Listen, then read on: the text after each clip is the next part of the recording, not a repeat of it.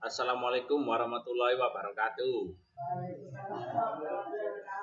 Ya, saya akan mempresentasikan tentang teori dramatisme.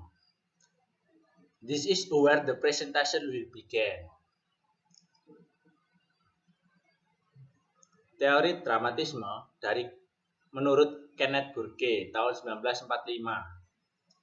Kenneth Duva Burke memperkenalkan konsep dramatisme sebagai metode untuk memahami fungsi sosial dari bahasa dan drama sebagai pantas simbolik kata dan kehidupan sosial. Jadi, tujuan dramatisme adalah memberikan penjelasan logis untuk memahami motif tindakan manusia atau kenapa manusia melakukan apa yang mereka lakukan. Dramatisme adalah teori yang mencoba memahami tindakan kehidupan manusia sebagai drama. Dramatisme mengibaratkan kehidupan sebagai sebuah drama yang terdiri dari adegan yang diperlihatkan oleh berbagai pemain. Teori Burke membandingkan kehidupan dengan sebuah drama dan menyatakan bahwa sebagai bagian dari aspek teatrikal, kehidupan membutuhkan aktor, adegan aksi, beberapa tujuan di mana aksi terjadi, dan tujuan. Teori ini mempersilahkan kritik retoritis untuk menganalisis motivasi pembicara dengan mengidentifikasi dan membaca mengenai hal-hal ini. Lebih jauh lagi, Burke percaya rasa bersalah adalah motif tertinggi untuk membicara, dan dramatisme menyarankan bagi para pembicara retorika untuk mengalami kesuksesan, maka mereka harus memperlihatkan rasa bersalah di depan audiens. Asumsi dramatisme. Asumsi dramatisme ada 3. Yang pertama yaitu manusia adalah hewan yang menggunakan simbol-simbol. Dan yang kedua, bahasa dan simbol-simbol membentuk sistem yang sangat penting untuk manusia. Yang ketiga, manusia adalah pembuat pilihan-pilihan. Untuk yang pertama, asumsi manusia adalah hewan yang menggunakan simbol-simbol. Asumsi pertama mengungkapkan bahwa manusia adalah hewan yang menggunakan simbol. Beberapa hal yang dilakukan manusia dimotivasi oleh naluri hewan yang ada dalam diri kita dan beberapa hal lainnya. Dimotivasi oleh simbol-simbol. Dari semua simbol yang digunakan manusia yang paling penting adalah bahasa. Yang nomor 2 adalah asumsi bahasa dan simbol. Asumsi kedua, yaitu bahasa dan simbol, membentuk sistem yang sangat penting bagi manusia. Bagi mereka, sulit untuk berpikir mengenai konsep atau objek tanpa adanya kata-kata. Dikarenakan batasan bahasa, kata-kata, pemikiran, dan tindakan memiliki hubungan yang sangat dekat satu sama lain. Manusia adalah pembuat pilihan-pilihan. Ini yang ketiga. Jadi, manusia adalah pembuat pilihan. Dasar utama dari dramatisme adalah pilihan manusia. Hal ini ada keterikatannya dengan konseptualisasi akan agensi atau kemampuan aktor sosial untuk bertindak sebagai hasil pemilihannya. Dan selanjutnya, dramatisme sebagai retorika baru. Dramatisme merupakan retorika baru. Burke menjaga definisi retorika yaitu persuasi dan tulisannya, mengeksplorasi cara-cara di mana terjadi persuasi, kemudian Burke mengajukan retorika baru yang memutuskan perhatian pada beberapa masalah kunci dan beberapa mengungkapkan tentang identifikasi. Ada perbedaan antara retorika lama dan retorika baru. Jadi ada perbedaannya teman-teman. Perbedaan retorika lama, persuasi dan perkenaannya pada desain yang menyeluruh. Dan retorika baru, identifikasi dan mungkin melibatkan sebagian dari faktor ketidaksadaran pada penampilannya. Identifikasi dan isi materi. Burke menyatakan semua hal memiliki isi materi substan. Ia mendefinisikan sebagai sifat umum terhadap suatu hal. Isi materi dapat dideskripsikan pada seseorang dengan mendaftarkan karakteristik demografis dan juga informasi latar belakang dan fakta-fakta mengenai situasi ini.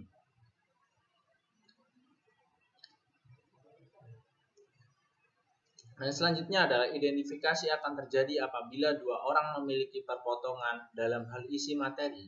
Pembagian akan terjadi apabila kedua orang gagal untuk memiliki perpotongan dalam hal isi materi. Proses perasaan bersalah dan penebusan. Di sini adalah proses perasaan bersalah dan penebusan. Konsubstansion atau isu mengenai identifikasi dan isi materi yang berhubungan dengan siklus rasa bersalah.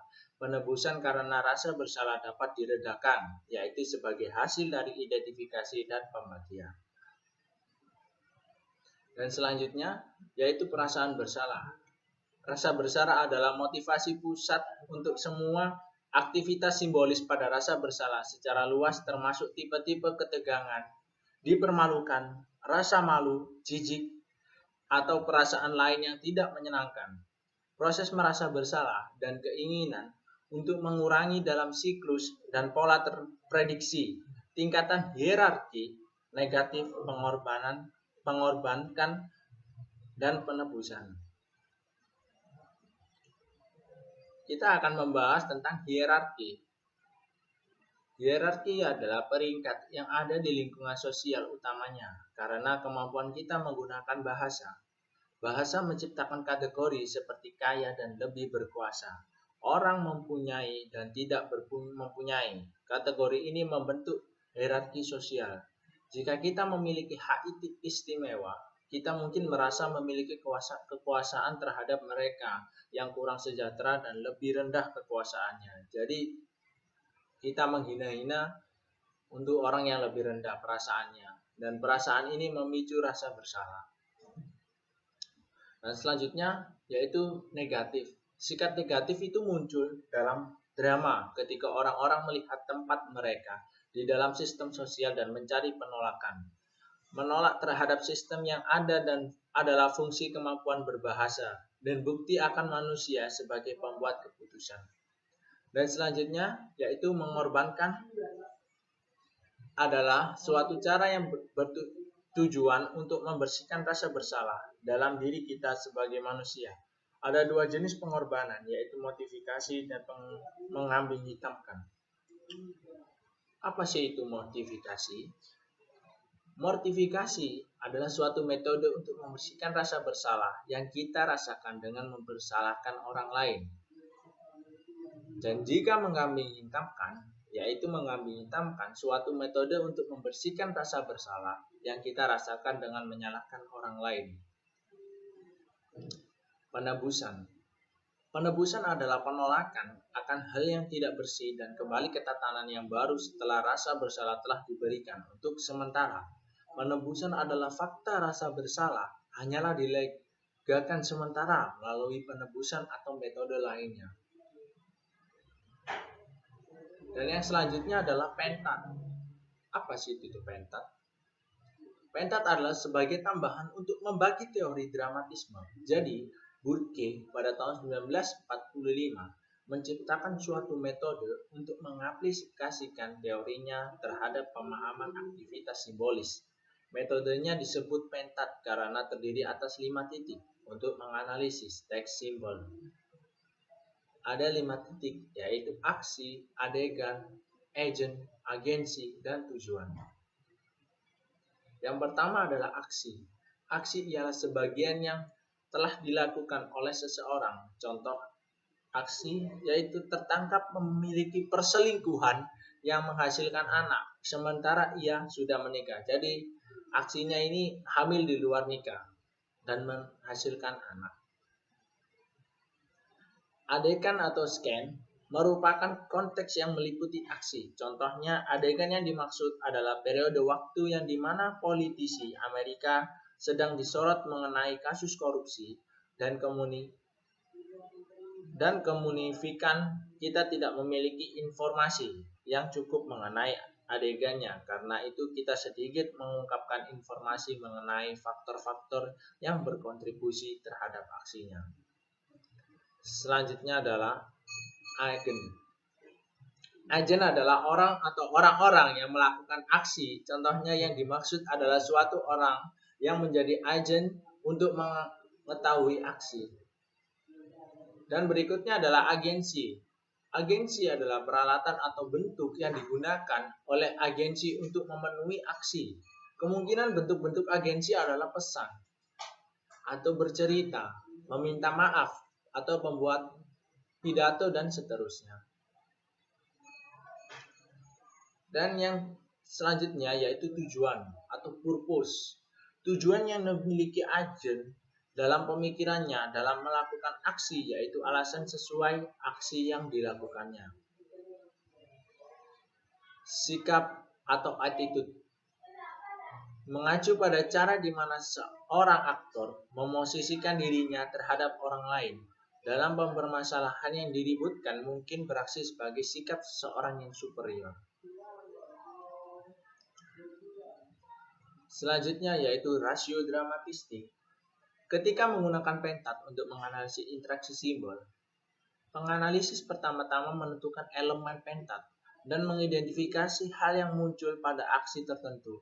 Setelah memberikan label pada masing-masing titik pentat dan mengidentifikasinya, serta menguraikan masing-masing secara menyeluruh, penganalisis kemudian menentukan rasio dramatis atau proporsi relatif akan satu elemen dengan yang lainnya.